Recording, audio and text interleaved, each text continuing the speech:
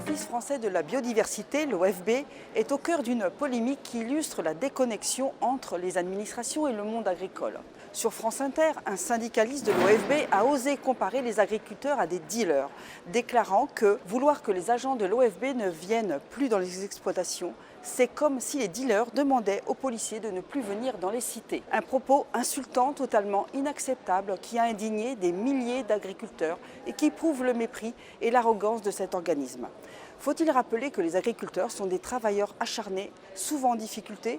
Faut-il rappeler qu'ils produisent une alimentation de qualité dont dépend toute la France? Contrôle incessant, amendes disproportionnées pour des erreurs mineures, une haie mal taillée, un petit écart dans l'irrigation ou des erreurs involontaires dues à la complexité des règles.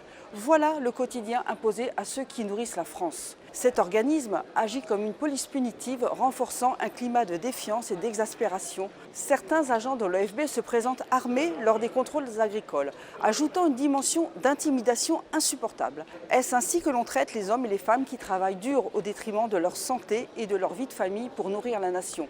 Il est temps que le gouvernement prenne ses responsabilités et engage une réforme profonde de l'OFB. Loin d'être des adversaires de l'environnement, les agriculteurs sont les premiers acteurs de la gestion durable des terres. Pour avancer, ils ont besoin de mesures adaptées, d'une simplification des normes et bien sûr de respect. La France ne survivra pas sans ses agriculteurs. Derrière chaque exploitation, il y a une part de notre souveraineté alimentaire. Assez d'humiliation et d'absurdité bureaucratique. Rendons leur dignité à ceux qui font vivre nos campagnes.